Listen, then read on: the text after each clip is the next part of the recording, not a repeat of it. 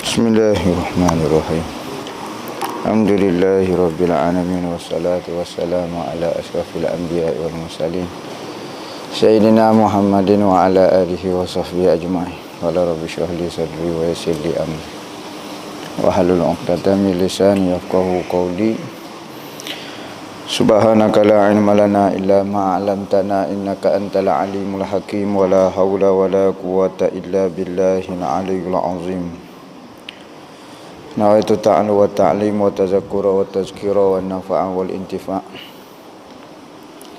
wal ifadah wal istifadah wal hasa ala tamasuki bi kitabillah wa sunnati rasulihi wa du'a ila al-huda wa dalalata 'ala al-khair ibtigha'a wajhillah wa qurbihi wa sawabihi subhanahu wa ta'ala. Allahumma inni as'aluka ilman ladunni wa mashraba safihani ya wahhabu ya ghani. Qala al-muallif rahimahullahu ta'ala wa nafa'ana bihi wa bi'ulumihi fid dharain amin. Rabbi yassir wa la tu'assir wa tammim bil khair wa la haula wa la quwwata illa billahil aliyyil azim. Amma ba'du, assalamu alaikum warahmatullahi wabarakatuh. Ilahi anta maksudi wa ridhaka matlubi, atini mahabbataka wa ma'rifataka.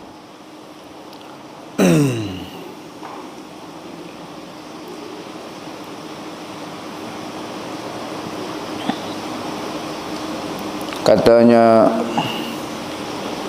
Syekh Daud bin Syekh Abdullah Al-Fatani dalam kitab dia Durus Samin, sehinggalah perkataan dia dan ghayah ilmu ini, dan ghayah ilmu ini artinya kelebihannya membezakan antara beberapa aqaid yang sahihnya dengan yang fasidnya. Ghayah ini makna dia apakah natijahnya daripada belajar ilmu usuluddin ni? Apakah manfaat, apakah buah hasil daripada belajar ilmu usuluddin ni? Belajar ni dapat membezakan antara akidah yang sahih dengan akidah yang fasid, yang salah. Kalau orang tak belajar, tak tahu hak mana betul, hak mana salah. Kalau hak belajar pun kadang-kadang pening lagi. Yakni diketahui akan yang sahih dengan yang binasa, kerana hukumnya ilmu ini wajib aini atas tiap-tiap orang yang mukallaf. Tuh kesudahan belajar ilmu ni dapat mengetahui akidah yang betul dan akidah yang sesat. Kalau tak belajar, macam mana kita nak tahu akidah ni betul ataupun salah? Kerana kadang-kadang akidah salah ni mari dengan rupa macam betul. Mari pakai jubah, mari pakai serban, mari baca Quran, mari baca hadis. Tetapi akidah yang ia bawa adalah akidah sesat. Akidah mujassimah, akidah musyabbihah, akidah mu'tazilah, Jabriyah, Qadariyah. Kalau kita tidak belajar, kadang-kadang orang awal banyak pegang dia bukan Mu'tazilah, tetapi fahamnya dia kalau kita tanya, akidah dia adalah akidah Mu'tazilah. Jadi bukan dinamo tu penting kita belajar supaya jika ada di dalam hati kita akidah-akidah yang bertentangan dengan Ahlus Sunnah wal Jamaah, maka kita boleh buat. Hukum belajar ilmu ini adalah wajib aini. Wajib ain. Dia wajib ni ada dua, wajib kifayah dengan wajib aini. Wajib aini ni wajib atas tiap ain, diri, individu seseorang. Siapa saja yang beragama Islam, lelaki atau perempuan, merdeka atau hamba, wajib mempelajari ilmu akidah ni. Siapa dia saja tidak terlepas. Asal saja dia sudah balil, maka wajib dia kena belajar ilmu akidah. Bukan belajar, sudah faham dan sudah jelas dah bagi dia ada akidah. Lepas tu nak belajar bila? Katanya ulama belajar sebelum daripada balik. Apabila balik, akidah kita dah molek dah. Ni masa ustaz balik baru nak belajar kak. Dah lah akidah tak betul 2-3 tahun nak kau faham. Maka masalah juga lah. Wajib kifayah pula, wajib yang kalau satu golongan buat, golongan lain terlepas dah daripada tuntutan wajib dia.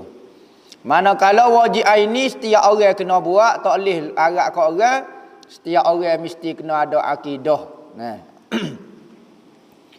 Tiap-tiap orang mukallaf dan ialah awal ilmu yang tiada daripadanya akan manusia akan ditanya tu. Awal ilmu yang ditanya daripadanya akan manusia di dalam kubur. Dalam kubur Tuhan tanya mengenai akidah. Siapa Tuhan kamu, siapa Nabi kamu, benda-benda yang berkait dengan akidah. Dan adalah Rasul sallallahu alaihi wasallam bersabda, ta'allamu hujjatakum fa innakum mas'ulun.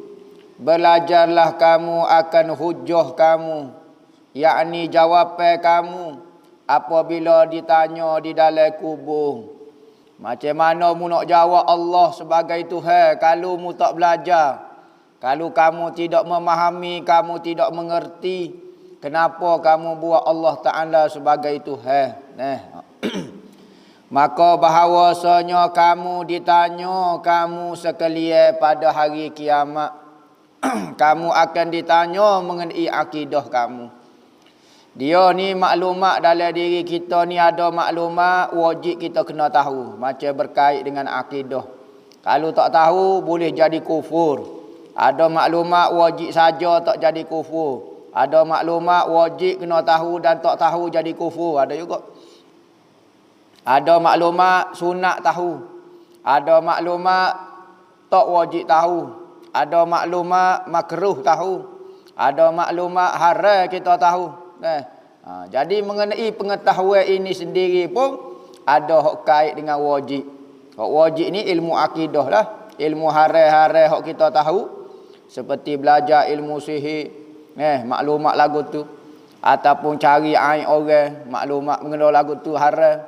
Makruh pula benda-benda hak tidak menambahkan kita dengan Tuhan. Muak kata berdosa dak tetapi melalaikan kita dengan Tuhan. Nama. Dan maksud ilmu usuluddin itu beberapa masalah yang sabit pada ilmu usuluddin ini dengan burhan. Seperti kita sebut ke baharu jauhar dan arak dan menyebutkan Tuhan yang menjadi ke alam dan baginya beberapa sifat dengan beberapa dalil yang sam'iyah, yakni diambil daripada hadis seperti kita sabitkan, dikembali ke tubuh yang sudah hancur dan syurga dan neraka. Maksud tujuan ilmu ini adalah perbincangannya mengenai kita nak menyatakan kata jauhar dan arak ini benda baru. Hamba sebut dah makhluk ini terbahagi kepada dua sahaja. Apabila kita kata benda ini makhluk Tuhan, dia terbahagi kepada dua. Sama ada dia jauhar ataupun dia arak. Ataupun jauhar yang berarak. Mesti salah satu. Dalam beribu-ribu jenis makhluk Tuhan, dia hanya dua saja, jauhar dan arak. Apa maksud jauhar? Benda yang memenuhi ruang. Ataupun benda yang berdiri dengan sendiri, itu dipanggil jauhar. Maka makhluk Tuhan semua jauhar belaka. Benda yang berdiri dengan sendiri dan berhajat kepada tempat. Benda yang berdiri dengan sendiri, berhajat kepada tempat dan memenuhi ruang. Contohnya ni. Ni gelas ni. Ni dipanggil makhluk kerana apa? Kerana dia berdiri dengan sendiri. Tudung ni tidak perlu kepada apa-apa. Apabila dia nak zahirkan diri dia, maka dia tunjuk diri dia. Berdiri dengan sendiri. Maka dia masuk dalam kategori jauhar. Lepas tu, dia memerlukan ruang. Tempat. Duduk di atas, di bawah, di kanan. Perlu untuk memenuhi ruang tubuh dia. Lepas tu apa dia lagi? Dia memenuhi ruang, dia bertempat. Atas ke bawah. Satu jenis makhluk Tuhan dipanggil jauhar. Kedua dipanggil arak makhluk Tuhan ni. Contohnya bekas ni. Bekas ni kita tak akan dapat nampak dia kecuali dia ada arak dia. Seperti bulat, kerah. Maka kita boleh jamah dia kerana dia ada sifat kerah. Kalau dia tak ada sifat kerah, tak ada sifat lembut, tak ada belakang sifat, lagu mana dia nak zahir jauhar dia, diri dia. Maka jauhar memerlukan arak, arak juga memerlukan jauhar. Arak ni apa dia? Benda yang menumpai pada jauhar. Tudung masuk dalam kategori jauhar. Bulat, kerah, licin, itu adalah sifat dia, dipanggil arak. Maka setiap benda yang menumpai pada jirim, itu dipanggil arak. Semua makhluk Tuhan hanya dua tu saja. Jauhar dan arak. Arak ni ada 9 jenis, jauhar ada 1 saja. Kena mengajilah. Maka dipanggil ilmu makulat, ilmu kita nak kenal makhluk tu gapo dia. Selain daripada tu, Tuhan tak ada makulat ni. Makulat ni tak ada bagi Tuhan, ni ilmu nak kenal makhluk. Nak mensabitkan jauhar dan arak, nak mensabitkan Tuhan yang menjadikan alam ini. Dan beberapa sifat Tuhan, beberapa dalil, kita dengar dalil sam'iyah. Kita ambil daripada hadis seperti tubuh kita ni yang sudah hancur ni, akan kembali jadi molek dan ditanya oleh Allah Ta'ala. Kita guna gapo dalil? Dalil akal tak? Dalil akal pecah pala mikir, kita tak akan jumpa jawapan tubuh yang hancur ini akan dikembalikan. Akal tak jumpa cari. Maka ambil tahu mana? Berdasarkan daripada hadis dan Quran kata lagu tu. Maka di dalam ilmu akidah, Al-Quran sumber yang pertama. Kedua, hadis yang mutawatir. Tu sahaja. Tak ada khilaf. Manakala kedua, hadis sahih ahad. Ada pendapat kata boleh berhujah, ada kata tak boleh berhujah. Ada kata benda yang akidah yang bersabit dengan hadis ahad hanya wajib saja, kalau ingkar tidak jadi kufur. Wajib lagu mana? Wajib dia berakidah lagu tu sebagaimana disebut oleh hadis sahih yang peringkat ahad, wajib kena beriman. Tetapi kalau ingkar tidak jadi kufur. Manakala mutawatir, sekalipun hadis kedudukan dia seolah-olah Al-Quran, ingkar jadi kufur.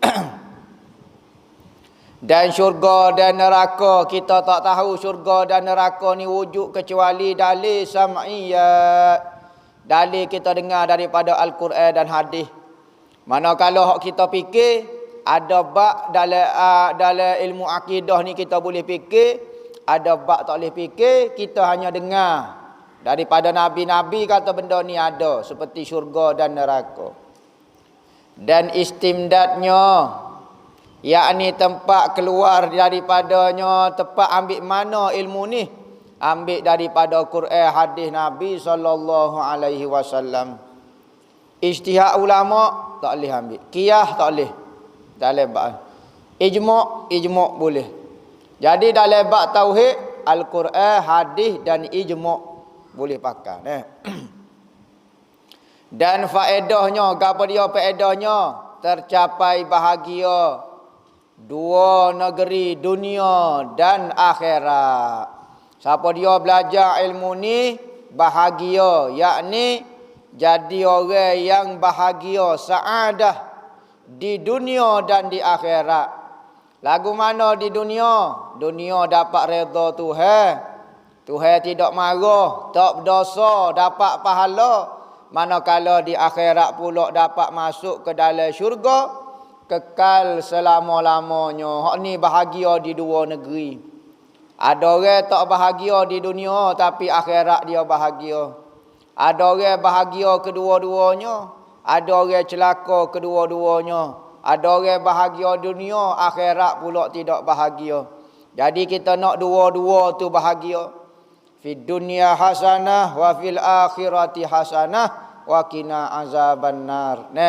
Minta hasanah belaka dunia dan akhirat. Ada orang menikah dua. Bini muda dia nama Hasanah. Tiap kali berdoa Rabbana atina fid dunya hasanah wa fil akhirati hasanah. Bini tua dia cuik Pas kita duk mana Dunia nak duk dengan hasanah, akhirat nak duk dengan hasanah. Pas kita bila pula kata, tak apalah ambil baiklah doa ni. Fid dunya hasanah wa fil akhirati aminah. Boleh.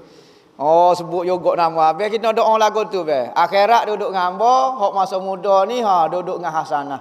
Hak masa di akhirat duduk dengan aminah. Lagu tu. Kena pandai lagu tu lah. Kena celika lagu tu. Tu nipu sunat boleh. Orang nikah ni sampai peringkat asalnya menipu ini haram dah. Haram menipu. Tetapi kadang-kadang seorang suami terpaksa berbohong. Bukan kerana nak ikut hawa nafsu.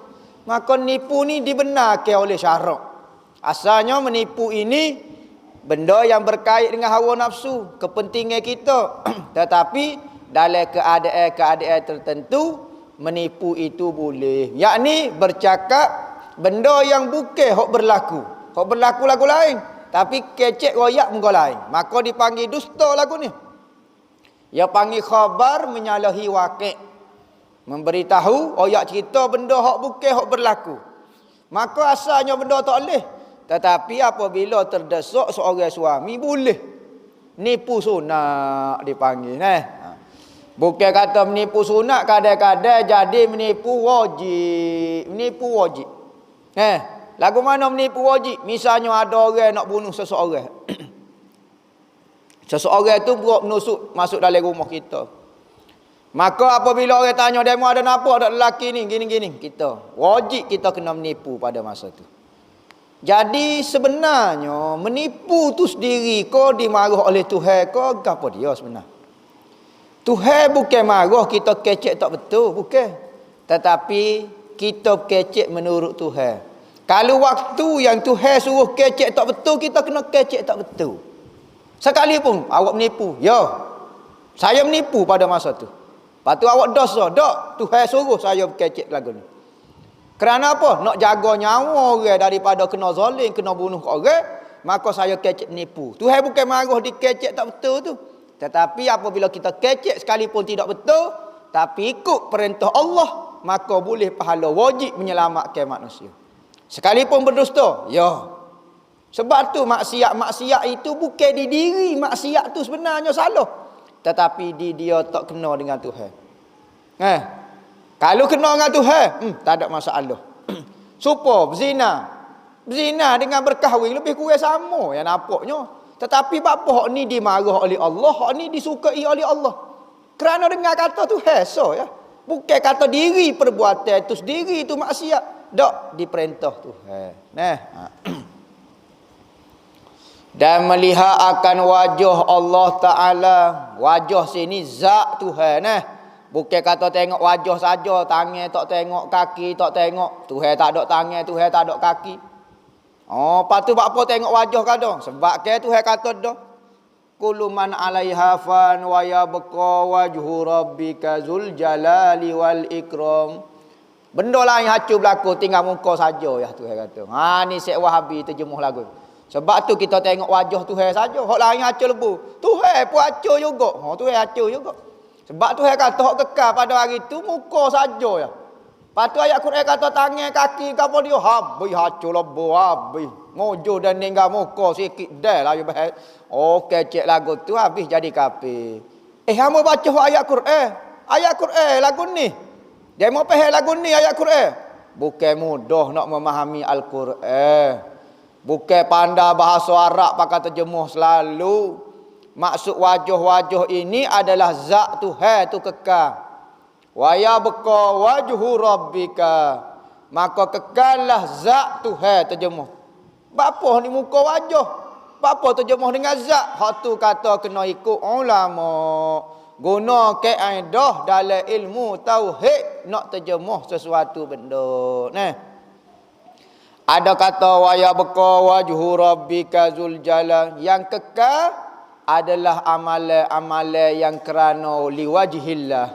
Dia mau buat sesuatu liwajhillah kerana zat Tuhan, insya-Allah kekal.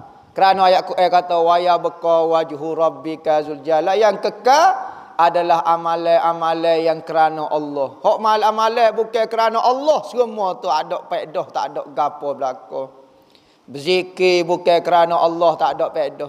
Semayang, ngajar, belajar, ikhlas, sedekah bukan kerana Allah, hancur binasa, tidak ada nilai pun. Yang kekal sesuatu liwajhillah kerana Allah. Yang tiada sepertinya sesuatu, maka kita percayanya kelebihan belajar ilmu usuluddin ni bahagia dunia akhirat. Akhirat boleh duduk dalam syurga dan boleh tengok pencipta kita. Tengok, ya, tengok. Kerana sabit dengan ayat Al-Quran, manusia boleh melihat Tuhan dia bagi yang mukmin. Manakala yang kafir duduk dalam neraka, sampai bila-bila dia tidak akan boleh melihat pencipta dia. Hiduplah dia dalam keadaan tanda tanya. Siapa dia ke pencipta? Dia duduk keadaan lagu tu. Sampai bila-bila? Ya. Tetapi apabila dia masuk syurga ke apa, kalau orang mukmin maksiat setara mana pun, orang akan masuk syurga, maka dia boleh tengok pencipta dia. Ada orang boleh tengok tiap-tiap hari. Ada orang boleh tengok seminggu sekali, ada sebulan sekali, ada setahun sekali, ada sekali saja dia boleh tengok Tuhan dia. Tapi alhamdulillah lah boleh tengok jugalah. Bergantung kepada makrifat kita dengan Tuhan. Semakin tinggi berkenalan kita dengan Allah di atas muka dunia, maka semakin lazat, semakin banyak waktu-waktu kita boleh melihat Allah di dalam syurga. Tetapi kalau kita tidak kenal Tuhan, duduk dengan lagu tu, tengok sekali lagu tu ya. Duduk dalam syurga, Tuhan tak boleh. Semakin kuat kita belajar ilmu ma'rifatullah, ilmu kenal Tuhan, semakin banyak kali kita diberi Allah Ta'ala tunjuk. Dan nisbahnya, perbandingan ilmu ini dengan ilmu agama lain, apa dia perbandingan dia? Inilah kesuduhan. Ilmu ini ilmu agama. Nisbah dia masuk dalam kategori ilmu agama, bahkan ilmu agama yang paling afdal sekali. Zaman sekarang kita tengok tak ramai orang yang suka belajar ilmu tauhid. Ada kata payahlah belajar ilmu tauhid lah apa dia. Memelahnya ada lah payah dia. Tetapi kena belajar sebab benda fardu ain. Benda dunia payah kita belajar, benda akhirat pun kena belajar. Jangan sambil lewat. Ingat Tuhan tanya kita dah. Kita tak semaya Tuhan tanya. Kita tak belajar Tuhan tanya. Kita semaya tak khusyuk Tuhan tanya. Kita mengaji tak sungguh Tuhan tanya. Kita sambil lewat mengaji Tuhan tanya. Kita berzikir tak ingat lah mana Tuhan tanya. Tuhan tanya. Mu mengaji tak sungguh lah mana. Kali duk mikir muka lain. Bukan nak fokus bab mengaji nak faham pun. Kali duk mikir kok muka lain. Tuhan tanya. Hak tak ngaji berat lagi. Hak ngaji Tuhan tanya. Duk belalak putih mata faham kau tidak. Kali duk buat muka lain. Jadi berat juga. Orang tak ngaji berat telajak dah. Orang mengaji pun main-main. Supaya orang semaya main-main. Supaya orang berzikir main-main. Supaya tu lah ya. Maka dalam bab belajar pun Hok belajar sungguh pun faham dah pula. Banyak tapis sungguh kita nah. Inilah kesudahan mabadi yang 10. Wajib kita kena tahu mengenai ilmu usuluddin 10 benda. Ni kita kena tahu. Yang sayogia dipelajarkan dahulu daripada mengerjakan sesuatu, belajar semua bab ilmu gapo kena tahu 10 perkara mengenai ilmu tu. Nama ilmu tu, hukum belajar ilmu tu. Apakah siapa dia, pengasah dia, sumber dia daripada mana, kelebihan ilmu tu, apakah manfaat ilmu tu, apakah benda baik yang kita boleh daripada ilmu tu, gapo-gapo, dan nisbah ilmu tu gapo dia, kena tahu belakang. Syahdan adalah maksud yang terlebih besar daripada ilmu ini, iaitu mengenal akan Tuhan Rabbul Arbab. Tu maksud dan matlamat utama dalam belajar ilmu tauhid. Kita tak kenal pengasah dia, tak apa lagi. Kita tidak tahu sumber dia, tak apa lagi. Sekalipun mabadi 10 ni benda penting, tetapi benda yang paling penting di dalam ilmu usuluddin adalah nak kenal Tuhan dan pencipta kita. Tak kenal pengasah dia, tak kenal kelebihan ilmu ni, tak kenal manfaat ilmu ni, tak apa lagi. Tapi tujuan yang sebenar adalah nak berkenalan dengan Tuhan. Tak tahu nama ilmu gapo tapi amo bisa bab ilmu usuluddin, tapi amo tak erti ilmu gapo dia, tapi ilmu Tuhan gitulah. Tak apa. Ini cekak ilmu usuluddin, ilmu sifat, ilmu aqaid, tanya tak faham seputih habu. Masalah juga. Maka mengenal akan dia, akan Allah itu fardu, wajib, yang lazim bagi yang akil balik. Akil, orang yang ada akal tidak gila. Bodoh setara mana pun, kalau dia tidak gila, wajib kena belajar.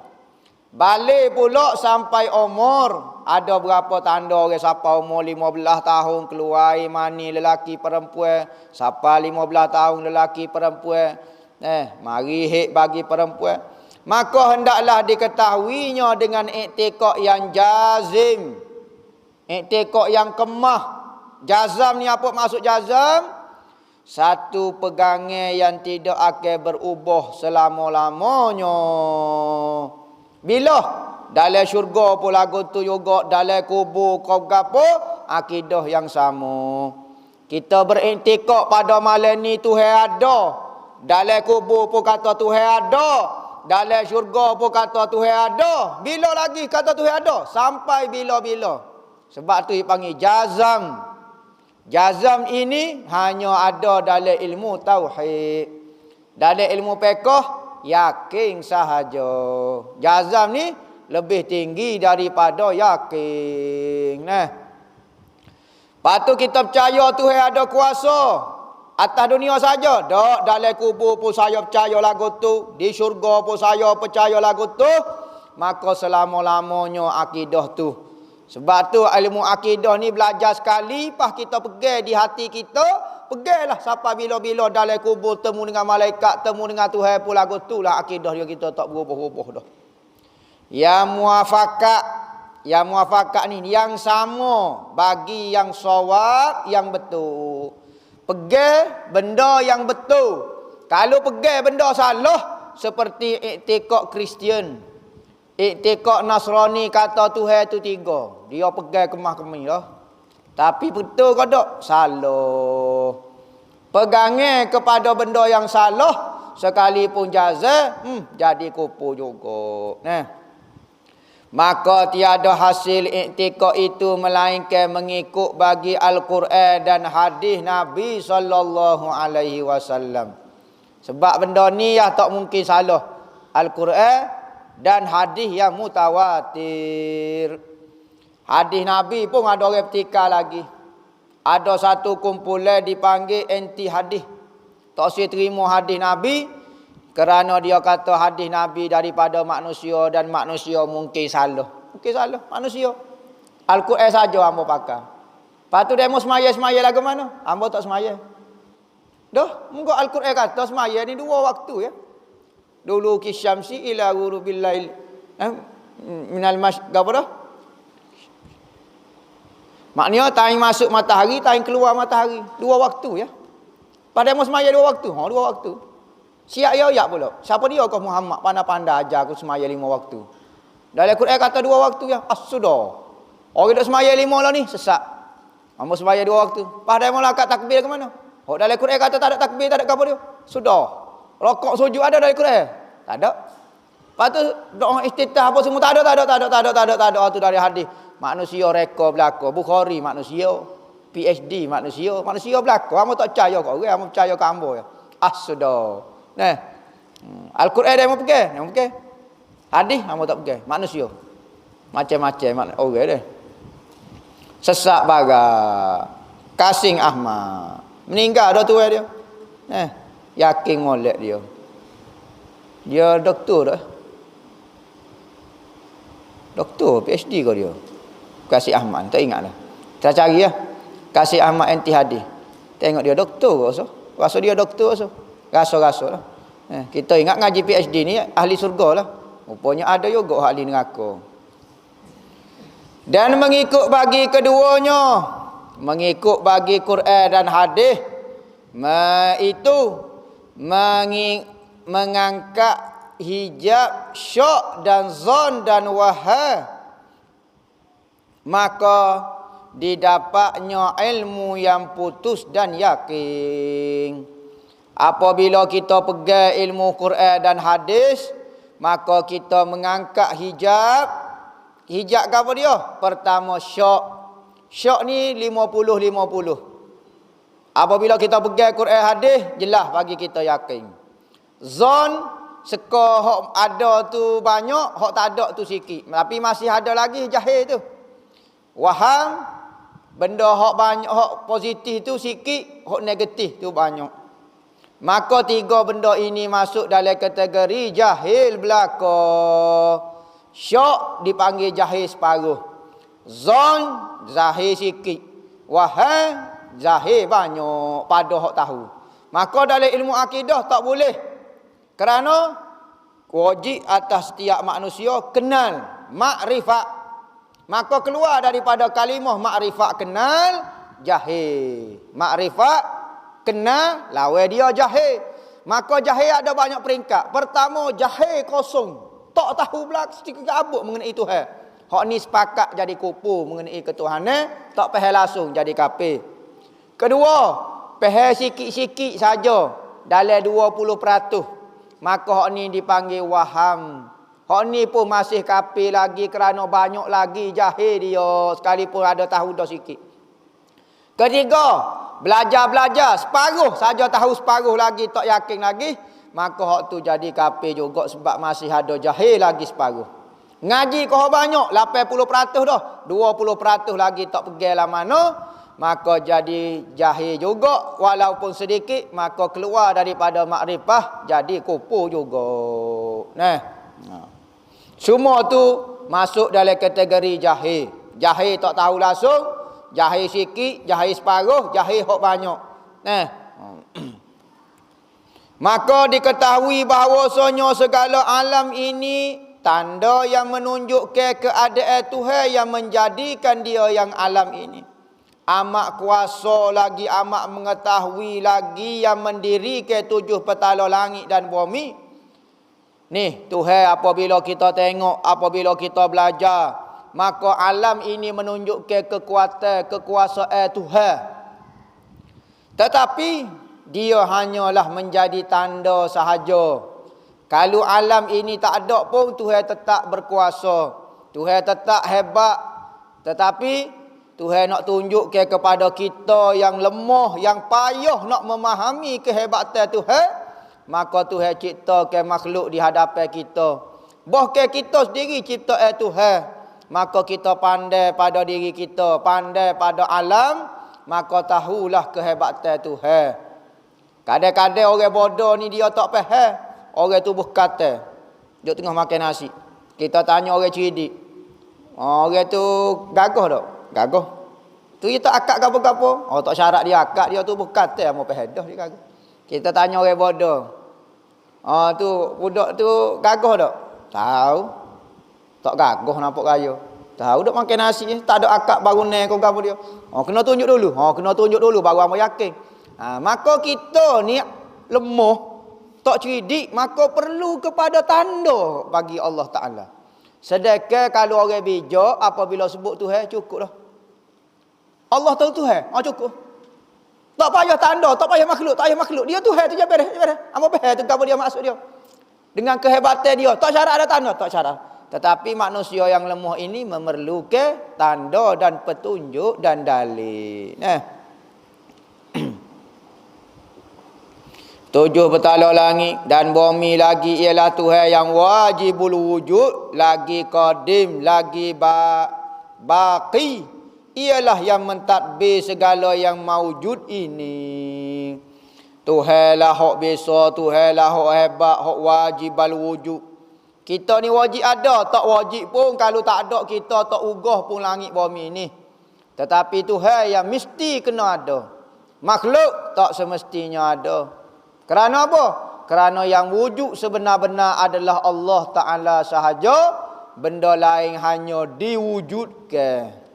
Kalau dianya asal tak ada, maka ketika dia tak ada pun Tuhan dengan kehebatan dia, kalau dia ada pun Tuhan dengan kehebatan dia tidak bertambah pun. Maka adanya makhluk ini tidak wajib.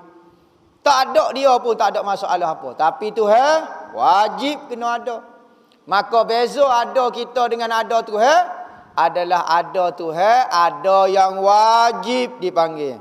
Ada kita, ada yang harus sahaja. Lagu tu.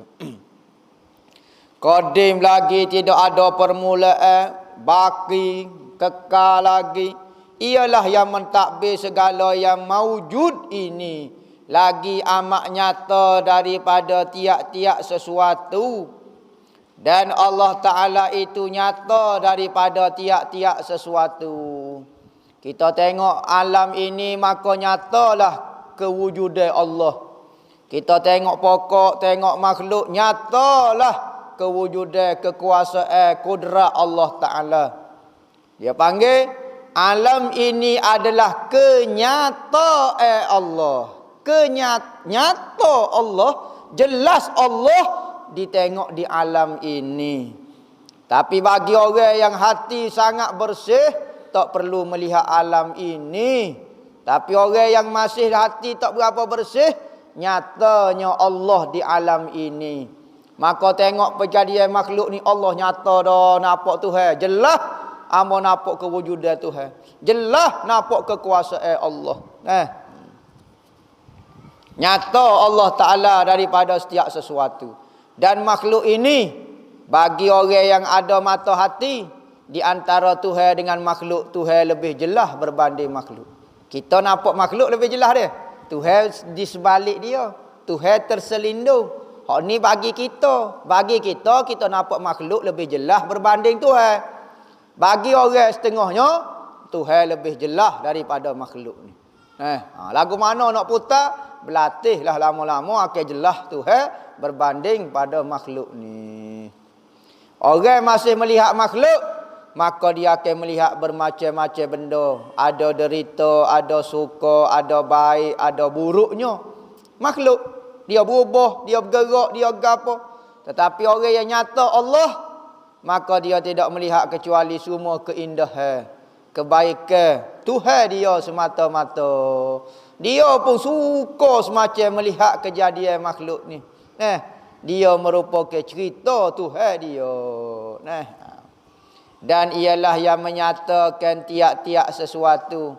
Tuhanlah yang mencipta, menyata ni kita kata menciptalah, mengeluarkan manusia daripada tak ada kepada ada, lagu tu menyatakan. Apa hukum kita telanjang dalam bilik, sedangkan di dinding bilik tu ada nama Allah Muhammad? Ya gini, manusia ini kita ni kena ada adab. Dosa dok tapi adab dia panggil. Adab ini katanya Nabi, kita kalau duk sore pun sahabat tanya pas lagu mana? Hamba boleh kau dok buka semua pakaian telanjang lah misalnya. Katanya Nabi, Allah itu lebih berhak untuk kamu malu. Bukan tulisan Allah, tulisan Muhammad. Allah itu. Tak syarat ada tulisan Allah, tulisan Muhammad. Maka kita kalau nak buka setara mana, kalau boleh biar tinggal boxer saja, katanya ulama. Tapi kalau depan orang, wajib kena di antara pusat dengan lutut. Tu kalau kita sorang. Kalau tanpa hajat, makruh hukum dia. Dan kalau tidur tak pakai gapo satu, hukum dia boleh membawa jakit gila. Tidur telanjang lagu ni. Macam budak umur setahun tak apa. Ni umur 40 tahun dah. Umur 50 tahun dah. Nama malu kat orang lah. Hukum dia makruh, tidak berdosa hukum dia dah. Makruh sahaja. Bagaimana dielok daripada kena tindih daripada tidur? Kena tindih ni banyak. Kalau orang menikah, biasa ya tu. Kalau orang tak nikah, misalnya kena tindih, misalnya. Apa hukum dia? Tindih di hatu lah maksud dia. Tindih di hatu ni, kalau boleh jangan tidur menetai gini. Kita tidur nyengging gini. Barulah payah sikit dia nak tindih. Baca ayat kursi sikit. Boboh garai kau sikit dalam bilik supaya benda-benda lagu tu tidak ganggu kita. Apa hukum gantung gambar dalam rumah? Okey, gambar tu sendiri lagu mana? Kalau gambar lukisan, kalau gambar frame, gambar pokok gambar, hak tu harus hukumnya gantung. Lepas tu hadis Nabi kata, hak gantung gambar tak masuk dalam rumah, hak tu ulama takwil gambar yang tidak senonoh. Kalau gambar yang senonoh, gambar ulama, gambar wali, gambar gapo dia pun boleh gantung hukum dia. Setiap benda Nabi kata tuba, berbahagialah orang apabila kita tengok dia, maka menyebabkan zikirullah. Iza ru'u zikirullah. Apabila kita tengok, maka kita ingat Allah. Maka kita pun gantung gambar tu kenali supaya semangat nak mengaji. Gantung gambar arti Korea, kau semangat nak mengaji. Hak tu gambar yang merosakkan kita. Maka kalau gambar-gambar lagu tu ulama kata boleh. Benda-benda yang menyebabkan semangat untuk buat ibadat, hukum dia sunat. Bahkan ada ulama kata, setiap benda yang menyebabkan kita jadi rajin ibadat, rajin gapo, sunat dah pula. Maka kalau kata gambar tu kenali, contohnya jadi semangat, ada ulama kata sunat dah pula. Hak larangan tu, larangan gambar hak tak menimbulkan semangat kebaikan, hak semangat maksiat pula. Okey. Hak tu gambar deh, gambar pokok gambar. Gambar lukisan pula. Ada ulama kata boleh lukisan. Tetapi jangan lukis sempurna, gambar potret, gambar gapo. Dan janganlah kita letak di tempat nampak macam mulia ke dia. Contohnya tinggi sangat, takut jadi nampak macam sembuh. Tak haram pun ulama kata, moleknya jangan lebih daripada kepala, sekadar tu sahaja. Ulama kata, bukan nak kata jadi syirik gapo dia dak, takut manusia nampak tak molek, gitu sahaja. Cuma hak tak dibenarkannya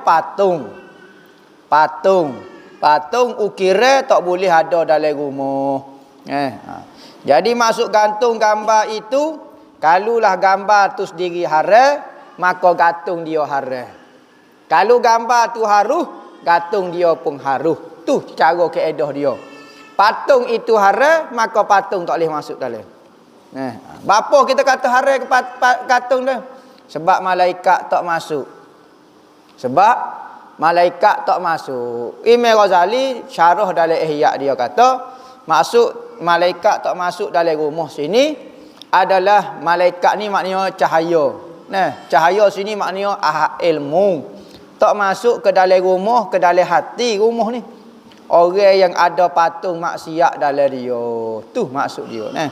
Jadi benda ni khilaf ulama. Mazhab Hanafi lebih ringan sikit, mazhab kita adalah kata makruh ada.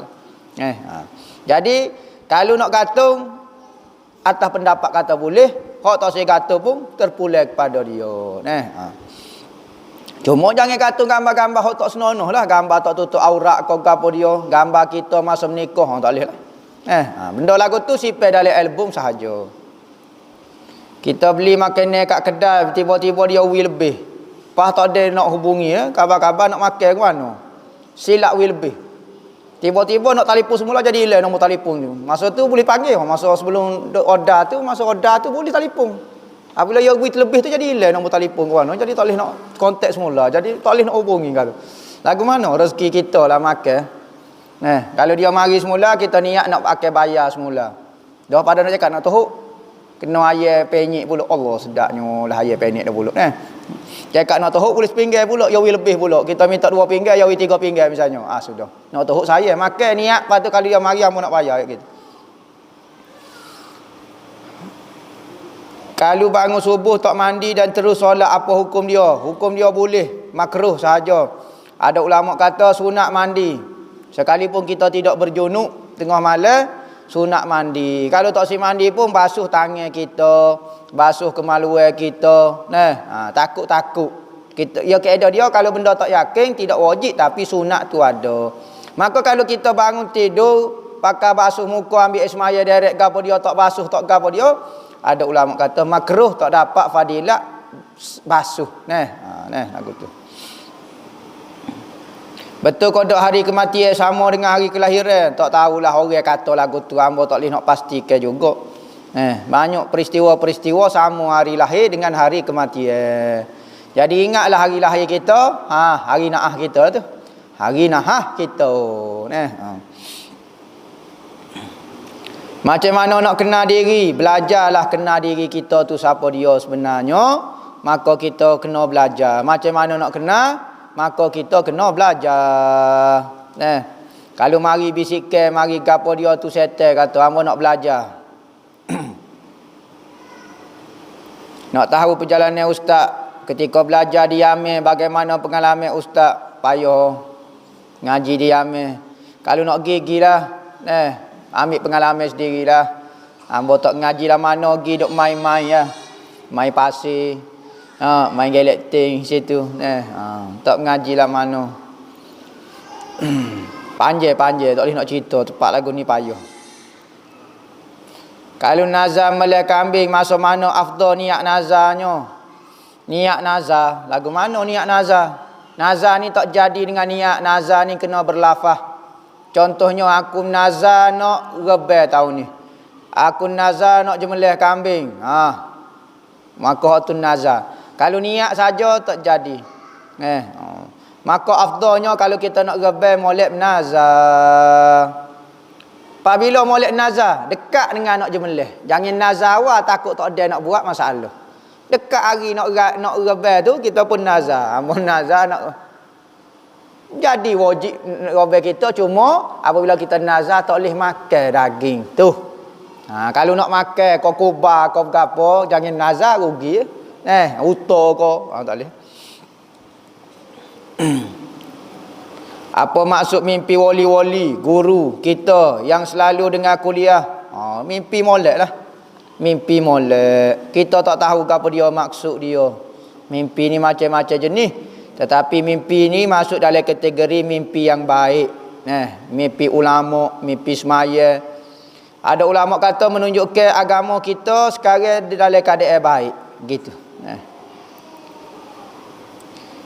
Boleh cerita bagaimana perjuangan Imam Nawawi dalam menuntut ilmu. Imam Nawawi ni mengaji siapa tak menikah. Tu. Tengok dia berjual. Kita berketak nak menikah. Mubtada khabar tak jumpa cari lagi, tiba-tiba nak menikah. Imam Nawawi ni mengaji, mengarem, siapa jadi wali pada masa tu pun tak ada nak menikah. Apa? Katanya ulama apabila manusia sudah berkahwin dengan ilmu, payah dah dia nak berkahwin dengan orang lain. Lagu tu perangannya. Antara cerita hebat Imam Nawawi. Ni cerita hebat sekali dah dalam hidup dia berkali. Ada seorang wali bermimpi. Mimpi ni cerita wali ni. Lepas ni ada orang react pula dari dia. Nampak? Selamat mereact video ini. Nampak? Jadi Imam Nawawi ni ada seorang wali bermimpi. Dia bermimpi persidangan wali-wali. Wali ni bermimpi ada persidangan wali-wali. Tapi pada malam tu dia mari lewat, dia duduk belakang sekali. Wali tu. Maka wali tu cuik. Orang ramai ni duduk tengah persidang wali. Dia kata ada gapo dia malam ni ada mesyuarat ni, tergesa-gesa ni. Tak ada royak sepatah ni royak kambo dia gapo dia. Katanya wali balik belakang dia kata gini. Hari ni wali kutub pada masa ni meninggal. Lepas tu lo ni mesyuarat persidangan wali-wali melantik ke seorang jadi wali kutub pada masa sekarang. Maka katanya orang tu kata nama gapo dia wali tu? Nama dia Yahya bin Syaraf An-Nawawi nama dia. Lepas tu dia duduk mana? Dia duduk di Dimashq. No. Maka wali tu orang Morocco rasa, orang Maghribi. Gi carilah. Cari akhirnya jumpalah Imam Nawawi duduk mengajar di satu pondok di Syria. Pondok ni masyhur ni. Darul Hadis Al-Ashrafiyah dipanggil. Dia pada masa tu jadi tok guru besar. Marilah tok wali tu tengah mengajar dalam masjid tu, mari tok wali tu muka pintu. Imam Nawawi duduk tengah mengajar. Apabila siapa saja tok wali tu, maka Imam Nawawi tutup kitab mengajar. Anak murid dia kata ada masalah gapo dia pula tok guru tutup. Maka Imam Nawawi panggil lelaki tu, mari. Masuk dalam bilik suluk dia. Mari masuk awak.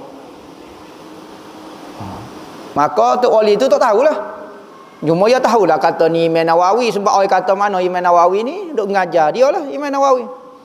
Imam Nawawi pegang tangan dia masuk dalam bilik, maka Imam Nawawi pesan kepada dia, mu jangan beritahu siapa-siapa dia mimpi kamu saat ni. Kau mu mimpi tu mu jangan royak kok siapa-siapa dia. Tu. Setara tu PhD-nya. Nengok. Baru puas hati PhD dah. Ni duk lipat orang. Zaman toh serabut nyo lipat orang. Kau jadi kau serabut. Ni cerita Imam Nawawi, pengalaman hidup dia di samping ilmu dia, amalan dia, orang hebat juga dia, Perbezaan di antara zakat, wakaf, sedekah, hadiah.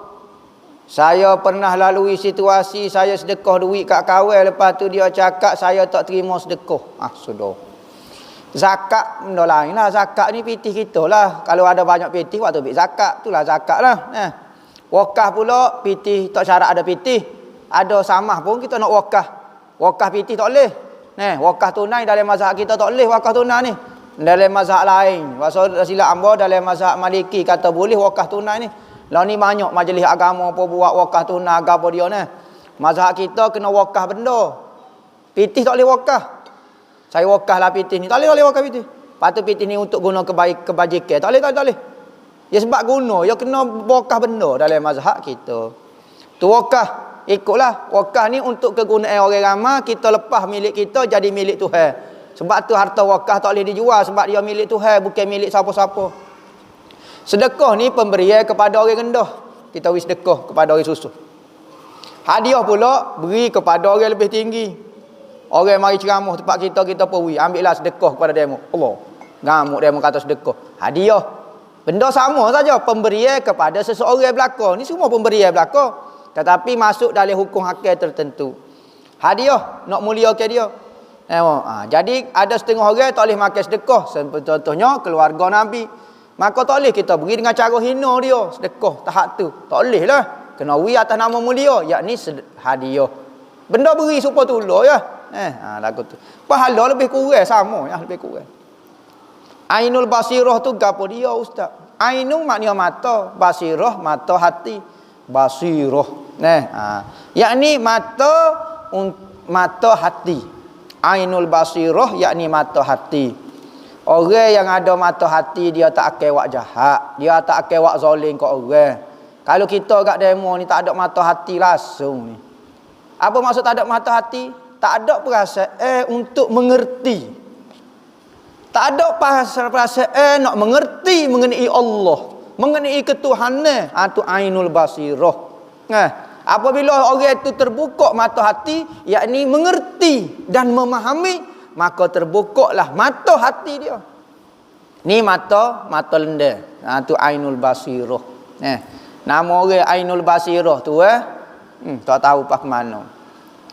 Betulkah amalan surah At-Taubah perisai daripada laqad ja'akum rasulun min anfusikum tu? Amalan ulu balai orang panggil. Ni rekod belakang ni amalan ulu balai. Nama dia ikut ambo amun nak wi amalan Power Ranger pun. Demo deki apa? Amun nak wi dak mana? Amun nak wi amalan ulu balai dak kata-kata. Ni kih nama gege kepal pula. Jadi ulama saja beri nama tak sebut tukar. Laqad ja'akum ni amal lepas kali semaya. Molek untuk perisai tubuh kita. Kenapa waktu selawat perlu berdiri, waktu berzikir kita tidak berdiri? Berdiri belakang, berzikir pun berdiri. Selawat pun berdiri. Ada selawat boleh duduk, ada selawat boleh berdiri. Bukan kata selawat saja berdiri, berzikir tak berdiri. Salah ni kenyataan soalan ni. Jadi ahli sunnah wal jamaah kata selawat nak berdiri boleh, nak duduk pun boleh. Zikir nak berdiri boleh, nak duduk pun boleh. Ikut dia lah nak buat. Dia panggil up to you. Up to you kau panggil apa dia tak tahu. Apa hukum mandi wajib sedekah air mazi masih ada pada kemaluan? Air mazi tidak menyebabkan batal mandi. Air mani yang menyebabkan keluar mani. Kalau lepas pada kita mandi keluar air mani, sisa air mani saat ni daripada kemaluan kita sehingga zahir permukaan dia, maka tu wajib mandi. Tapi kalau air mazi tak apa, tidak batal, cuma batal air semaya sahaja. Tidak ulai mandi Apa hukum jika sedang wuduk terpegang tai cicak pula? Kena ulai qada wuduk. Kena ulai qada wuduk, kena tai cicak. Tak kena, tak batal ambil air semaya. Terus ke ambil air semaya sambil ketawa. Biar ke tai cicak tu. Cuma tai cicak tu kena basuh sebab dia najis, bukan dia membatalkan air sembahyang. Macam mana nak guna Yasin? Ayat 9 untuk pagar diri. Laqad ja'akum wa ja'alna min baini aydihim saddan. Situ dah. Harta benda dan tutup pandangan musuh, mohon ijazah. Jangan nak ijazah saja. Wa ja'alna min baini aydihim saddan wa min khalfihim. Baca boleh 7 kali. Baca sekali tiup ke depan. Belakang, kanan, kiri, atas, bawah. Akhir sekali yang ni arah. Akhir sekali baca yang ketujuh seduk. Telan dengan air liu. Telan niat masuk ayat tu pelindung kepada diri kita. Cara dia lagu tu. Tu ayat wa ja'alna min baini aydihim saddam wa min khalfihim saddam fa aghshaynahum fahum la yubsiru la kita sebut gitu. Fahum la yubsiru kayak gitu. Tekan di la yubsiru tak nampak. Insya-Allah tak nampak habis orang. Kita pun tak nampak orang pun tak nampak kita, tak tahu alik-alik jatuh. Nama. Tu cara dia dah. La tu ulang ke 3-4 kali ke yubsiru baru sebut dah. Kenapa Syekh Abdul Qadir digelar raja para wali? Boleh ustaz cerita ke sikit? Ceritanya Syekh Abdul Qadir ni dapat gelaran raja para wali ni, amba sebut ringkas lah. Zaman Syekh Abdul Qadir kecil, dia ada seorang wali di kampung dia. Jauh lah daripada kampung dia, kena jalan jauh hujung kampung tu. Maka dia dan saing dia dalam 2 orang lagi, saing dia 3 orang nak pergi ziarah wali tu. Nak pergi ziarah wali kan? Moga ahli sunnah wal jamaah buat dia tu. Nak pergi ziarah wali. Bukan pergi ziarah gapo-gapo you tak pergi ziarah mana. Dia pergi ziarah wali. Apabila pergi ziarah wali, maka dia pun buah tengah jalan. Kalau kita nak buah, mu nak pergi jumpa tu mu niat gapo? Katanya seorang tu, aku nak tanya soalan kepada wali tu. Bunyi kata wali tu boleh jawab semua soalan. Soalan ni tentu dah demo tak boleh jawab. Payah soalan ni memang amu wak doh. Soalan ni memang dia tak boleh jawab. Kedua, patutmu ambo nak saja adalah nak nanya juga soalan. Saja nak tengok dia boleh jawab ke tidak.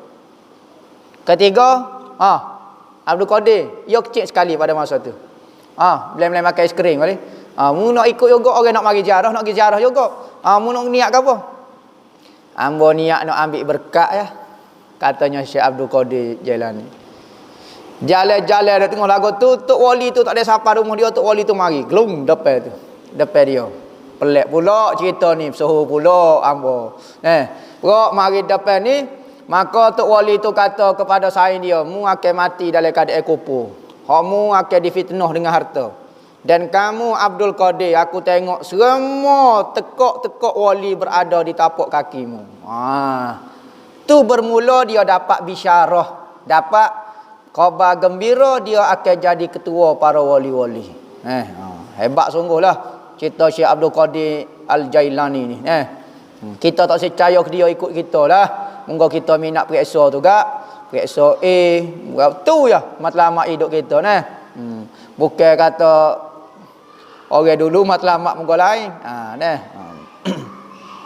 Apa hukum tuai lembu akak jual lembu korban pada sehari sebelum hari raya korban, hari waktu topak. Dan lembu itu disembelih pada esok hari. Biasa akak jual beli dibuat pada pagi hari raya lembu sembelih. Adakah sah dan tidak jualan bahagian korban tersebut? Gini.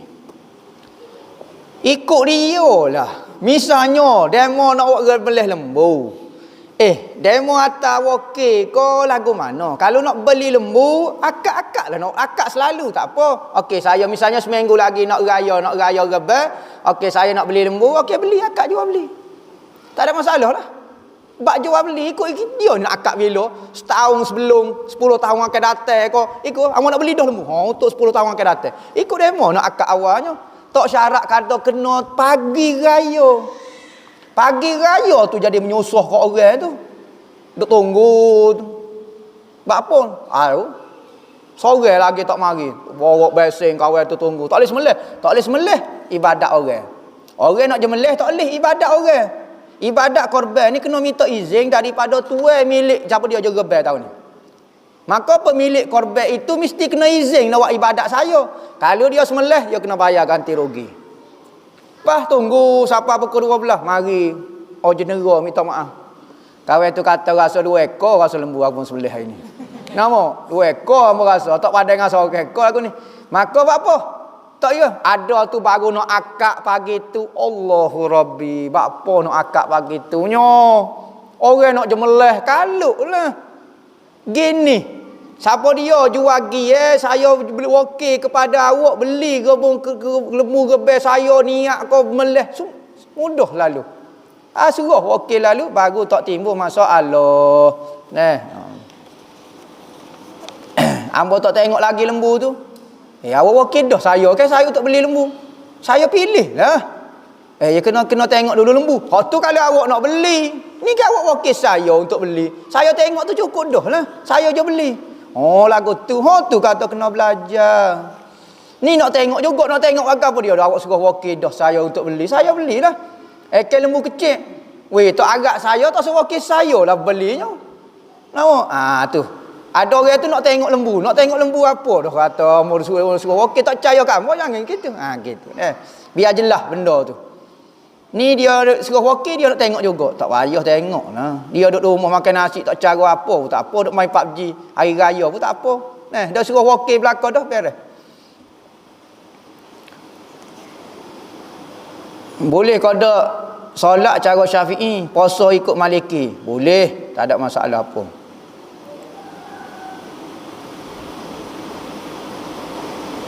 Cerita pengalaman ustaz dengan Habib Omar dan bagaimana bermimpi bertemu dengan beliau. Tak tahulah, tak boleh ayat cerita berat telajuk nama ke suhu telajuk ambo. Cerita wali ni pun pakai suhu ngau tu. Wihak ni pula kan. Bagi ke orang gila suhu belaka lah ni. Boleh kodok zaman orang tua betul kodok zaman orang tua dulu beranak ramai contoh ni belah kena wi kok orang sore zakat. Tak syarat zakat ni. Ni bukan kata harta ni. Tak tahulah pengalaman orang tua dulu kau lagu mana ni belah orang lebih kau beranak wi zakat lah kok orang tak syarat ni bukan kuih ke apa dia tak tahulah ada orang pergi lagu tu letak tapak tangan ketika baca surah Al-Asyri. Lau anzalna hazal Qur'ani mohon ijazah. Dari hadis kata hadis ni tidak sahih lah. Berat pula tak kena hadis sahih pula hadis dok ni bagi hadis mauduk lah berapa tu. Apabila baca surah tu sunat letak atas kepala hilangkan penyakit penipala, penyakit yang berkait dengan kepala. Lau anzalna hazal Qur'ana ala jabalin. Tok atas kepala. Jangan letak sini. Jangan letak sini. Tu sakit gigi. Tok atas kepala. Tu cara dia ni. Tok atas kepala. Dan buat perasaan berat. Ni. Jangan. Gitu. Tengok lagi. Apa dia? Kerana ayat ni turun, Nabi duduk atas unta bersembai unta.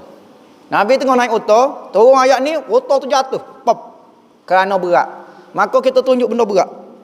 Ayat Quran, lau anzalna hazal. Memang ayat ni berat sungguh. Lau anzalna hazal Quran, kalau kami turun ke Al-Quran atas bukit, nescaya dia akan khusyuk dan pecah bukit tu. Maka turun ayat tu berat dalam keadaan berat dan kita sunat begitu. Pertama nak buat macam keadaan berat, kedua ada riwayat kata tok atas kepala tu hilang penyakit berkait dengan kepala. Ijazah. Adakah dikira tahajud kalau tidur dulu baru solat isyak dan solat lain? Ya. Hukum mengambil wuduk sekali lagi sekalipun air wuduk masih yakin, itu dipanggil tajdid wuduk. Kalau batal dipanggil ambil wuduk biasa. Kalau ada air semaya lagi, ambil air semaya pula, itu dipanggil tajdid wuduk. Tajdid wuduk ni sunat jika kita buat benda-benda yang berkait dengan ambil semaya. Kita buat semaya dah, baru sunat tajdid wuduk. Tapi air semaya ada dah, tak buat gapo-gapo, pergi ambil lagi, tak molek, makruh hukumnya nah. Apa hukumnya kita menyukai seseorang itu namun tidak memberitahu dirinya sendiri dan hanya menyimpan perasaan itu sendiri? Lagu mana? Oh, ni dipanggil angau. Ni Piramli kata hanya angin pukul 11 saja yang dapat merawat tuan puteri ni jalan ni. Angin pukul 11 saja yang dapat menghilangkan penyakit ni. Gini, angau ataupun mati beragai.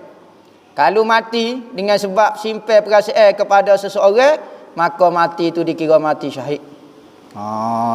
Sebagaimana Laila dan Qais mati kerana saling-saling menyimpan perasaan, itu mati syahid. Sekalipun kepada sejenis, sokor kepada jatuh, benda ni haram. Tekan gitu pakai mati dengan gitu. Mati syahid. Jangan buat benda haram, tak buat benda haram. Mati pendai perasaan saja. Hukum jumpa barang guna metal detektor ni. Pengeser kan? Pengeser besi ni. Jumpa mah, jumpa cincin, jumpa gapo, apa hukum barang tu. Tengoklah dia motif tanah siapa dia, tanah orang kena ikut orang lah. Maka semua yang ada dalam tanah tu milik tuan tanah lah. Jadi kalau kita pergi scan tanah kawasan tak ada orang cara, tak ada orang hidup dalam hutan mana, tu milik kita lah. Tapi kalau dia tanah orang, berat lagi di bank negara. Banyak, tu banyak situ nama. Nak tanya apa hukum bina badan? Badan ada dah tak payah bina, bukan bata, bukan rumah. Bina badan ni tengok apa hukum dia. Kalau benda itu untuk menjaga kesihatan tak apa. Tapi kalau nak tunjuk badan kita tu hebat, gapo dia nak riak ke gapo dia, tubuh dia comel. Hak ni wampek, wonderful. Yang penting kerjasama. Hak ni sifat. Tidak kau rasa lebih bisa daripada wampek tu.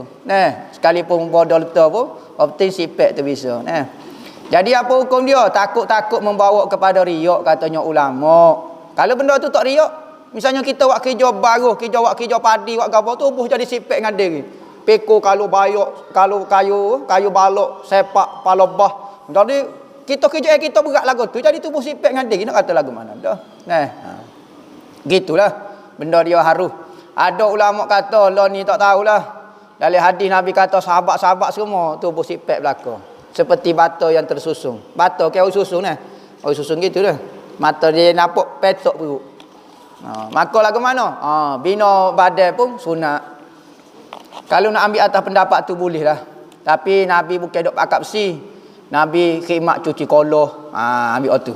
Dengan cara cuci koloh, nebah, ambil buluh ko. Sifat dengan cara tu insya-Allah berbeza daripada duk akak besi gelegel, suruh khidmat malah. Gitu. Semalam ustaz beritahu hik tidak membatalkan wuduk. Apa maksud ustaz mohon? Gini. Ambo tak perasa dah, ambo tak ingat dah. Ambo ingatnya hik tu hanya menyebabkan mandi wajib sebagaimana air mani menyebabkan mandi wajib. Sekalipun dia keluar daripada jalan depan, jalan belakang ko, dia keluar daripada kaedah, keluar sesuatu daripada jalan depan dengan jalan belakang. Macam air mani pun dia tak batal semaya. Tapi keluar sesuatu daripada jalan depan, dak dia menyebabkan mandi wajib. Maka hik pun oitinolah, keluar sesuatu daripada jalan depan dia lah kita panggil. Cuma tak tengok kitab lagi lah. Molek cari sendirilah. Ana macam belak kitab letih jugalah. Apa hukum berlaku dan memainkan watak Nabi dan sahabat? Tak boleh. Setengah ulama kata tak boleh kerana haram, kerana berlaku ini menipu. Maka orang duk suka Nabi, Nabi lagu ni muka dia. Padahal muka kawin tu. Jadi ada unsur penipuan dengan muka Nabinya. Muka Nabi hok comel lagi. Muka dia tak comel lah mana. Jadi ada unsur penipuan. Maka ada ulama kata tak boleh berlakon watak Nabi bukan jadi kafir, tapi jadi lagu tu. Jadi macam unsur penipuan lah. Kedua, kadang-kadang kita lakon ke watak bukan lagu tu perangai Nabi. Sudah. Jadi tak banyak unsur penipuan dalam tu. Maka ada ulama kata haram. Sahabat-sahabat pun ada kata sahabat besar tak boleh dilakon ke. Sahabat kecil-kecil boleh. Ada kata kalau nak berlakon kena tutup muka lah. Takut ada unsur penipuan berlakon lah. Gapo hukum doktor laki sambut kelahiran baby? Gini. Ya orang tino, kerja orang tino patut orang tino. Tapi kalau orang jatuh terpaksa misalnya tak ada dah mati belaka dah orang tino atas muka dunia, dia seorang ya, doktor jatuh, maka terpaksa lah dia paling pandai sekali, orang tino lain tak reti belaka, reti main PUBG ya. Reti main chatting, reti main internet ya. Maka tak reti sambut bodoh. Maka lelaki ni terpaksa dah atas nama darurat boleh. Ad-darurah tubihul mahzurah. Benda darurat membolehkan benda yang dilarang. Tapi lah ni lagu mana? Darurat kodok. Fikir-fikirlah. Mau cerita salah silah usul kitab, salah silsilah usul asal usul kitab kuning. Sudah, kitab kuning lagu mana tahu? Kitab jatuh dalam kunyit kau lagu mana jadi warna kuning. Orang dulu kitab warna kuning lagu ni, ke dia kulit dia warna kuning lagu ni, maka dia panggil kitab kuning. Maka lekat masyhur kitab-kitab Jawi ni kitab kuning lah ataupun kitab Turas. Gitu dah lah hamba tahu. Sejarah asal jadi jatuh dalam kunyit kau gapo hamba tak tahu tu. Akidah Mu'tazilah Jabariyah secara ringkas. Mu'tazilah ini orang yang berpegang akal lebih daripada Al-Quran. Qadariyah Jabariyah ni anak daripada fahame Mu'tazilah, keluarlah Jabariyah dengan Qadariyah. Jabriyah dengan Qadariyah muncul dalam perbahasan sifat kudrat. Timbullah kata makhluk boleh mencipta perbuatan sendiri jadi Qadariyah. Jabriyah manusia tak ada gapo-gapo seperti bulu diterbai oleh angin, maka dia buat maksiat pun tak apa, tak dosa, muka perbuatan Tuhan berlaku. Timbul daripada gapo? Fahaman ni muncul tercawai daripada pegangan Mu'tazilah. Bekerja di lautan sebagai diver. Turun dalam laut sebelum zuhur, naik permukaan 12 jam pula nak semaya lagu mana? Semaya jamak sebelum daripada nyelai tu, semaya jamak dulu ataupun jamak takhir. Niat jamak takhir gitu. Kalau kita kerja kita lagu tu. Beli emas bertangguh boleh kodok, tak boleh beli emas bertangguh. Siapa yang dimaksudkan dengan orang awal dalam pengajian agama selain daripada mujtahid tu semua orang awal. Sekalipun dia 14 PhD pun, dia tetap lagi orang awam. Selagi mana tak boleh buka mazhab, selagi mana orang ulama tak ijtihad dia mujtahid mutlak, lagi itulah dia orang awam. Cuma orang awam ni ada peringkat lah. Ada orang awam pandai, ada orang tak tahu apa, ada orang awam berarak, nama mendung, nama gitu. Siapa yang ustaz adakah hantuah bertarah wali? Tak tahu lamba dia wali kau tidak. Cuma dia orang hebat lah. Lagu mana aku hamba tak kenal lah secara peribadi, secara khususnya. Ada orang kata dia wali tapi hamba tak tahulah. Masuk dalam kategori husnuzon dengan hamba Tuhan. Wallahu a'lam. Al-Fatihah.